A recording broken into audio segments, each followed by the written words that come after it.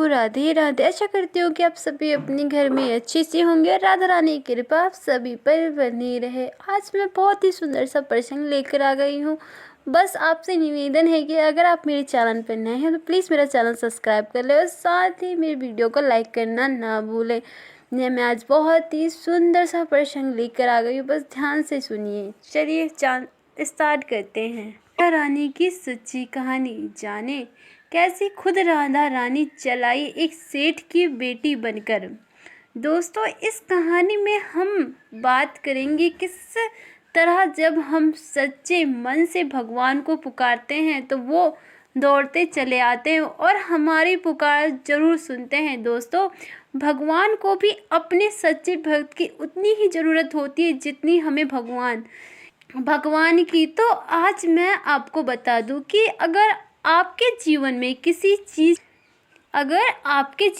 किसी चीज़ का अभाव है तो उस जगह भगवान का भाव प्रकट कर अपने जीवन से उसकी कमी दूरी कर सकते हैं और आपकी परेशानी बहुत जल्दी माफ़ हो जाएगी। तो दोस्तों, आज हम बात करते हैं कि इस तरह बरसाना गांव में एक सेठ की पुत्री बनकर खुद राधा रानी आई। दोस्तों, एक बार की बात है, बरसाना गांव में एक सेठ रहता था जो बहुत धनी था। उसके 3 पुत्र थे परंतु उसकी कोई पुत्री नहीं थी। कुछ समय पश्चात उसकी पत्नी का देहांत हो गया और सभी पुत्रों की शादी हो गई। सभी पुत्र अपने अपने कार्य में व्यस्त रहने लगे। अपने बच्चे में अपनी पत्नी के साथ सेठ के दिल की बात सुनने वाला कोई नहीं था। सेठ को शुरू से ही इस बात का बहुत दुख था कि उसकी कोई पुत्री नहीं है, लेकिन जब उनकी पत्नी की मृत्यु हो गई बाद में उसको यह दुख और सताने लगा और वह इस बात को लेकर परेशान होने लगा कि उनकी कोई पुत्री नहीं है। एक दिन एक महान पंडित उसके घर आए और उसे दुखी देखकर उसे पूछा कि तुम किस बात की परेशानी है, तुम क्यों दुखी हो। तो उसने अपना दुख का कारण पंडित को बताया कि मेरी पुत्री नहीं है, इसी वजह से मैं अपने जीवन यह अभाव रहता है कि मेरी कोई पुत्री क्यों नहीं है। तो वह पंडित उसको कहते हैं, लोग यह भी कोई परेशानी की बात है, तुम राधा रानी को अपनी बेटी मना लो। हमारे जीवन में जिस चीज़ की कमी होती है उसका अभाव ही पूरा कर सकते हैं। परेशान होने से क्या होगा, तुम राधा रानी को अपनी बेटी मानो और उसे अपने दिल की बात किया करो, देखना तुम्हें ये अभाव कभी नहीं सताएगा। सेठ को पंडित की यह बात अच्छी लगती है और वह ऐसे ही करता है। राधा रानी की मूर्ति लेकर आता है और प्रतिदिन भोजन करने से पहले राधा रानी को भोग लगाता है और फिर स्वयं भोजन करता है और सोने से पहले राधा रानी के साथ खूब बातचीत करता है। ऐसे ही करते करते वह दिल में राधा रानी को अपनी बेटी बनाने लगा और वह भूल ही गया कि उसकी कोई बेटी नहीं है। उसे इस बात का आभास होने लगा कि उसकी पुत्री सच में है और वह बहुत ही दिल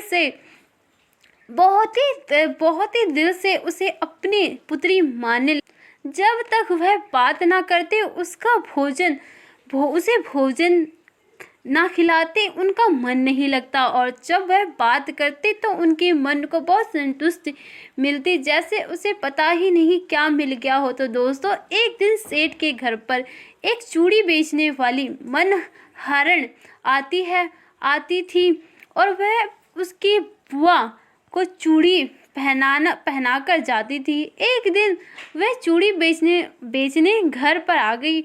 उसने सेठ की बेटी की 3 बहुएं को चूड़ी पहनाई। उसके साथ जब सेठ ने बहुओं की चूड़ी पहनाकर चली गई तो उसको सामने एक और कन्या आई और उसने कहा कि मुझे भी चूड़ी पहना दो। चूड़ी वाली ने सोचा कि शायद सेठ के घर पर कोई मेहमान आई हो, तो उसने उसको भी चूड़ी पहना दी। उसके बाद वह चूड़ी वाली सेठ से पैसे मांगने सेठ की दुकान पर पहुंची और बोली, चूड़ी के पैसे दे दो।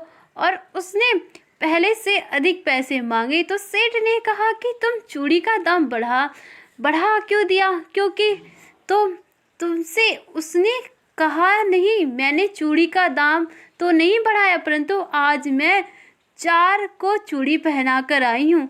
उसने कहा मेरे घर तो 3 ही हैं, 3 ही बहू हैं। तो उसने कहा कि नहीं, मैं आज 4 को चूड़ी पहनाई है। सेठ ने कहा कि तुम में से कोई गलती हुई है, मेरे घर तो चूड़ियाँ पहनने के लिए मेरी सिर्फ 3 बहू हैं। तो उसने 3 के पैसे चूड़ी वाली को दे दिए और चूड़ी वाली भी बिना कुछ कहे पैसे लेकर अपने घर चली गई।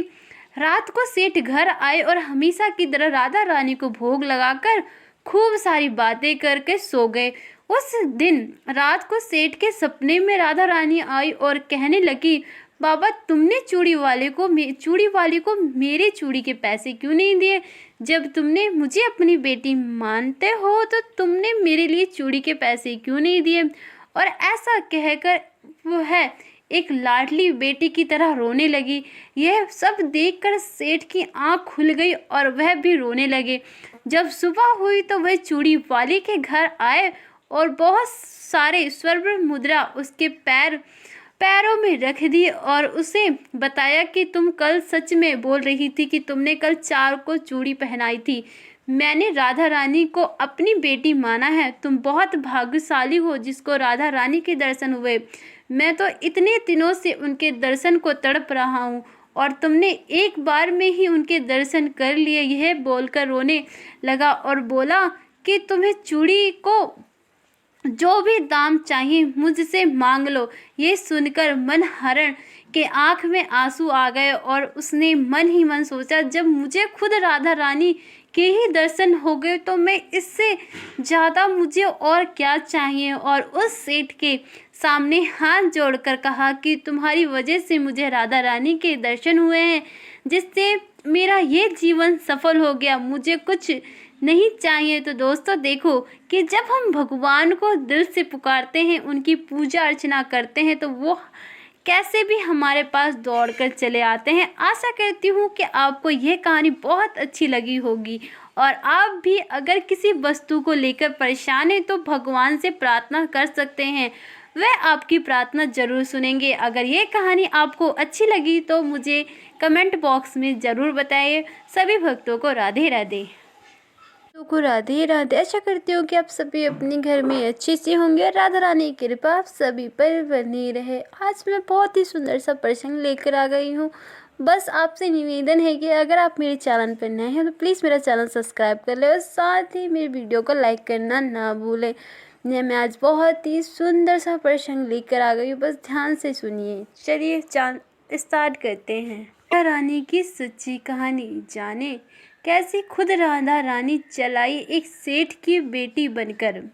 दोस्तों इस कहानी में हम बात करेंगे किस तरह जब हम सच्चे मन से भगवान को पुकारते हैं तो वो दौड़ते चले आते हैं और हमारी पुकार जरूर सुनते हैं। दोस्तों भगवान को भी अपने सच्चे भक्त की उतनी ही ज़रूरत होती है जितनी हमें भगवान की। तो आज मैं आपको बता दूं कि अगर आपके जीवन में